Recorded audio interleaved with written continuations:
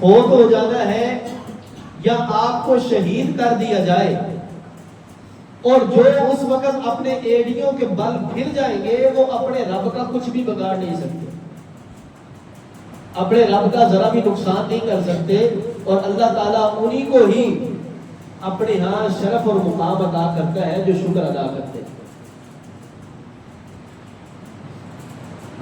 چھٹی دلیل سورہ نصر۔ سیدنا امیر المؤمنین عمر بن خطاب رضی اللہ تعالیٰ عنہ بیٹھے ہوئے ہیں،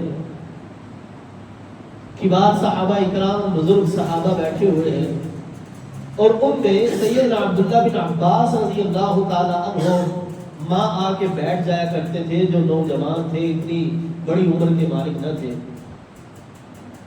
صحابہ آپ رضی اللہ تعالیٰ عنہ سے کہتے ہیں کہ ہم بزرگوں کے اندر آپ ایک بچے کو بلا لیتے ہیں، اس جیسے ہمارے بچے بھی ہیں، پھر ہم ان کو بھی بلا لائیں گے۔ سیدنا عمر فاروق رضی اللہ تعالیٰ عنہ نے صحابہ سے سورہ نصر کے متعلق پوچھا کہ مجھے بتلاؤ یہ سورت کے نازل ہونے کا سبب کیا ہے؟ اذا جاء نصر الله والفتح ورأيت الناس يدخلون في دين الله افواجا فسبح بحمد ربك واستغفره انه كان توابا۔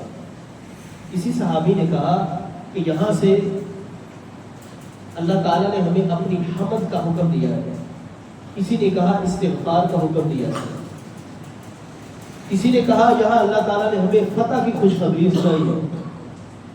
آپ نے سب سے پوچھنے کے بعد سیدنا عبداللہ بن عباس رضی اللہ تعالیٰ عنہما سے پوچھا کہ اے عبداللہ آپ بتلائیے کہ اس سورت کے نازل ہونے کا سبب کیا ہے؟ آپ نے فرمایا اس سورہ کے اندر اللہ تعالیٰ نے رسول اللہ صلی اللہ علیہ وسلم کی وفات کا ذکر کیا، وفات کی طرف اشارہ کیا،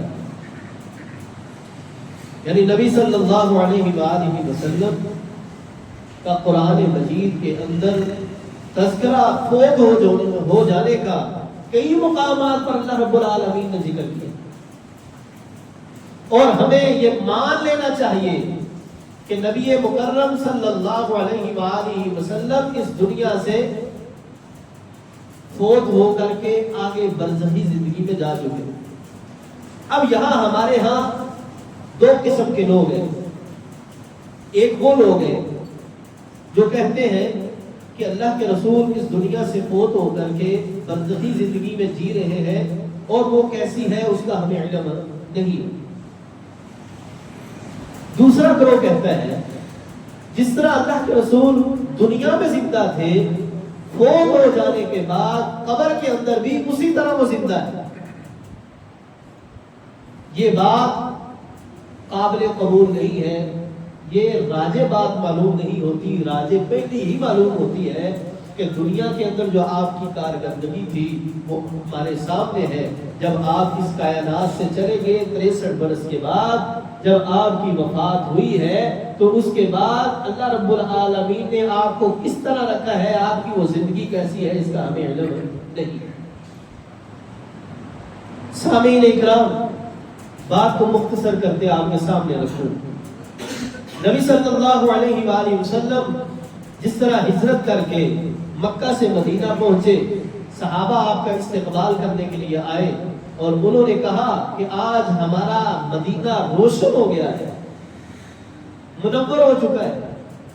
اسی طرح جب آپ صلی اللہ علیہ وآلہ وسلم کی وفات ہوئی ہے تو صحابہ نے کہا تھا کہ جس طرح اس دن ہمارا دن روشن ہوئے تھے، آج وہ دن ہمارے لیے تاریخ بن چکے ہیں، اندھیرے چھا چکے ہیں۔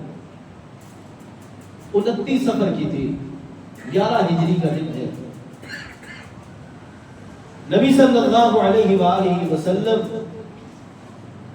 بقیع کے مقام سے ایک نماز جنازہ پڑھا کر واپس آ رہے تھے، راستے میں ہی آپ کو سر کا درد ہوا، اتنا شدت کے ساتھ ہوا کہ آپ اسی سر کے درد کے ساتھ بیمار ہو گئے۔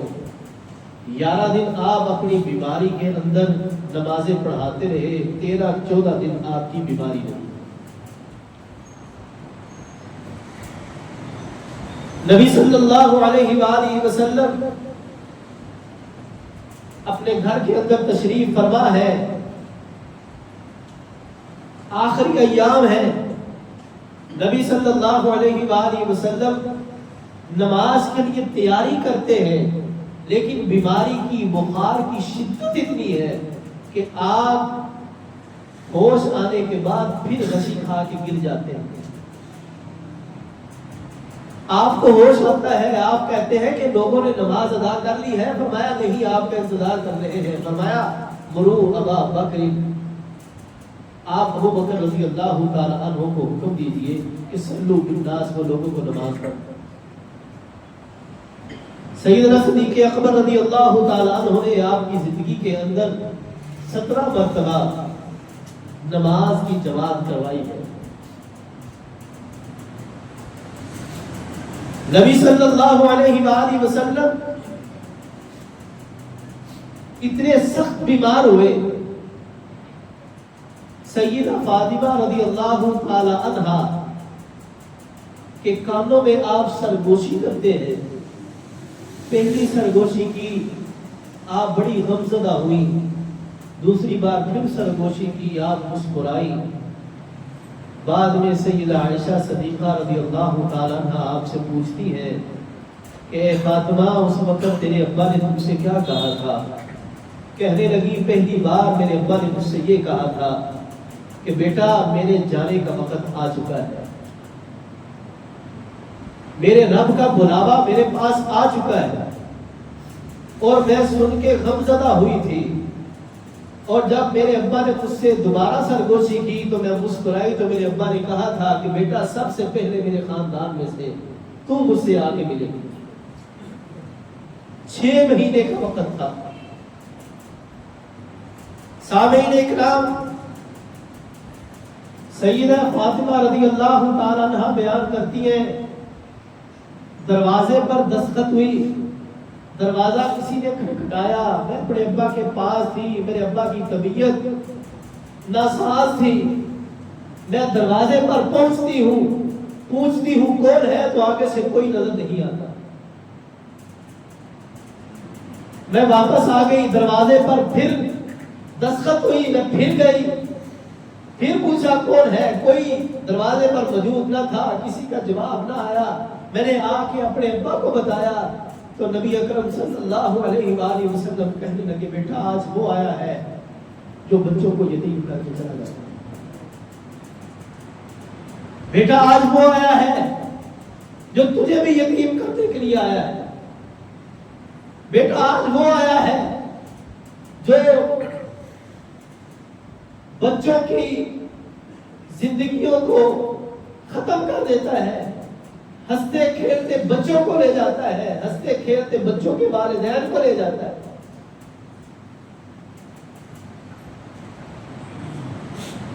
نبی صلی اللہ علیہ وآلہ وسلم کے گھر اگر موت کا فرشتہ آیا ہے تو وہ بھی اجازت لے کے آیا ہے۔ تو سامعین اکرام، جب وہ حالت دیکھی سیدہ فاطمہ رضی اللہ تعالی عنہا نے تو کہنے لگی واہ کرما یا ابا ہو، اے ابا جان آپ کتنی تکلیف اٹھا رہے ہیں، آپ کتنی تکلیف میں ہیں، موت کی سختی کتنی زیادہ ہے۔ نبی صلی اللہ علیہ وآلہ وسلم نے آگے سے جواب دیا لیس علی ابی کی کرب بعد اليوم، اے میری بیٹی آج کے بعد تیرے ابا کو کوئی تکلیف نہیں ہوگی، آج کے بعد تیرے ابا کی ساری تکلیفیں ختم ہو جائیں گی۔ تو سامعین اکرام، نبی صلی اللہ علیہ وآلہ وسلم نے ہمیں یہ بتلایا ہے کہ موت کی سختی بڑی شدید ہوتی ہے، بڑی سخت ہوتی ہے۔ اتنی سختی ہے کہ تکلیف کا باعث اللہ کے رسول کے پاس ایک پانی کا برتن پڑا ہوا ہے، آپ اپنے ہاتھوں کو اس برتن میں داخل کرتے ہیں، ہاتھوں کو بھگو کے آپ اپنے چہرے مبارک پر اس پانی کے والے ہاتھوں کو ملتے ہیں، اور ساتھ آپ کہتے ہیں لا الہ الا اللہ ان للموت سکرات، اللہ کے سوا کوئی الہ نہیں ہے، اور موت کی سختی بڑی سخت ہے، موت کی شدت بڑی سخت ہے، موت کی تکلیف بڑی سخت ہے۔ لیکن اس عالم میں بھی نبی صلی اللہ علیہ وآلہ وسلم اپنے صحابہ کو نصیحتیں کر رہے ہیں۔ آپ فرماتے ہیں الصلاۃ الصلاۃ اتقوا اللہ فیما ملکت ایمانکم، اے میرے صحابہ نمازوں کو قضا نہ کرنا، نمازوں کی پابندی کرنا، نمازوں کی پابندی کرنا، اتقوا اللہ، اللہ سے ڈر جانا ان معاملات کے اندر کہ فیما ملکت ایمانکم، جو ڈیوٹیاں، جو غلام، جو ملازم آپ نے اپنے پاس رکھے ہوئے ہیں ان کے حق ادا کرتے ہوئے۔ نبی صلی اللہ علیہ وآلہ وسلم کی یہ کفیت ہے۔ عبد الرحمن بن ابی بکر رضی اللہ تعالی عنہ حجرہ میں داخل ہوتے ہیں، آپ کے ہاتھ میں مسواک ہے، بولا نہیں جا رہا آپ صلی اللہ علیہ وآلہ وسلم سے۔ آپ اپنی بیوی عائشہ کی طرف اشارہ کرتے ہیں، آپ نے محسوس کیا کہ آپ کو مسواک کی حاجت ہے، آپ نے مسواک پکڑی، اللہ کے رسول کو دی، اللہ کے رسول اس کو نرم کرنے کے لیے اپنے دانتوں میں لیا، لیکن اتنی طاقت نہ تھی۔ ماں جی عائشہ رضی اللہ تعالی عنہا نے اس مسواک کو اپنے دانتوں کے ساتھ نرم کیا، نرم کرنے کے بعد اللہ کے رسول کو دیا۔ حالانکہ آپ کے پاس پانی کا برتن پڑا ہوا تھا، آپ چاہتے تو اس میں دھو لیتے، آپ نے جیسے ہی ماں جی عائشہ صدیقہ رضی اللہ تعالی عنہا کے منہ سے وہ چبائی ہوئی مسواک اپنے منہ میں لی، یعنی آپ کا اور ماں جی عائشہ کا آخری وقت اللہ تعالیٰ نے جواب بھی ایک کر دیا۔ اور ماں جی عائشہ فرماتی ہے اس وقت اللہ کے رسول کا سر میری ٹھوڑی اور میرے سینے کے درمیان پڑا ہوا تھا،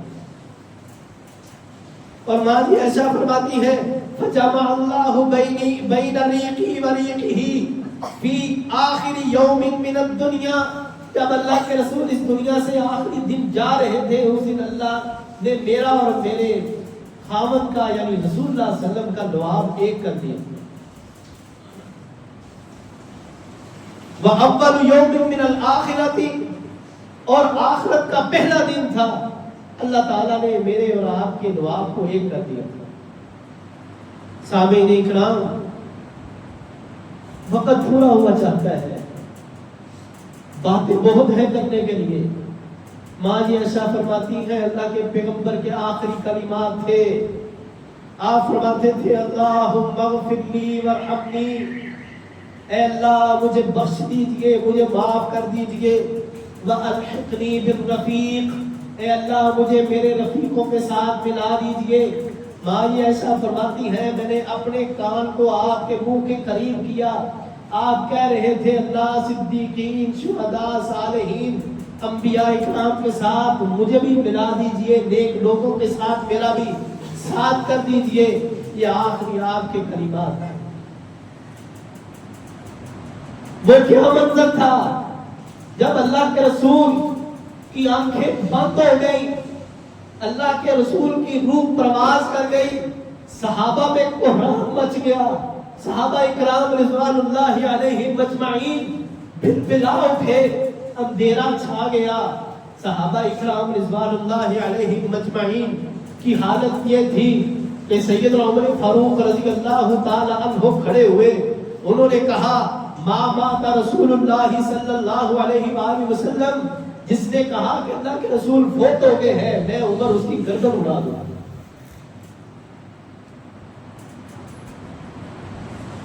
سیدنا ابو بکر صدیق رضی اللہ تعالی عنہ کو بات معلوم ہوئی، آپ آئے، آپ نے سیدنا عمر رضی اللہ تعالی عنہ کو بیٹھنے کا حکم دیا، آپ نہ بیٹھے، آپ نے پھر بیٹھنے کا حکم دیا، آپ نہ بیٹھے، آپ نے پھر خطبہ شروع کیا۔ آپ فرماتے ہیں اما بعد فمن کان منکم یعبد محمدا فإن محمدا قد مات ومن کان منکم یعبد اللہ فإن اللہ حی لا یموت۔ لوگوں سنو، جو محمد صلی اللہ علیہ وآلہ وسلم کی عبادت کرتا تھا وہ جان لے کہ وہ آج اس دنیا میں نہیں رہے، اور جو اللہ کی عبادت کرتا ہے وہ جان لے کہ اللہ آج بھی زندہ ہے۔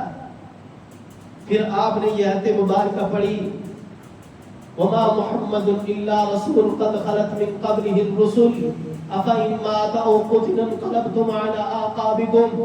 سیدنا عبداللہ بن عباس رضی اللہ تعالی عنہما فرماتے ہیں کہ ہم نے جب یہ آیت سنی تو ہم نے یوں محسوس کیا، ہمیں ایسا معلوم ہوا کہ ہم نے اس سے پہلے یہ آیت کبھی پڑھی ہی نہیں۔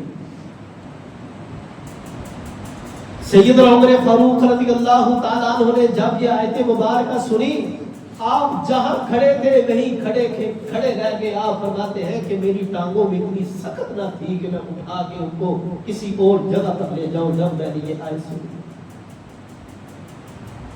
عبداللہ بن عباس فرماتے ہیں ہر صحابی کی زبان پر صرف یہی آیت تھی، وما محمد الا رسول قد خلت من قبلہ الرسل۔ ہر صحابی کی زبان پر یہی آیت مبارکہ تھی۔ میں اپنی بات کو ختم کی طرف لے کے جاؤں۔ 3 دن تک آپ کی میت پڑی رہی، سوموار منگل بدھ۔ منگل کے دن آپ کو 7 افراد نے مل کے غسل دیا، جن کے نام عباس، علی، فضل، یہ عباس کے 2 بیٹے تھے، قسم، اور آپ کے آزاد کردہ غلام شقران، اسامہ بن زید، اوس بن خولہ رضی اللہ تعالی عنہ، انہوں نے مل کر آپ کو کپڑوں سمیت غسل دیا۔ اور نبی وہی دفن ہوتا ہے جہاں وہ فوت ہوتا ہے، یہ حدیث مبارکہ ہے۔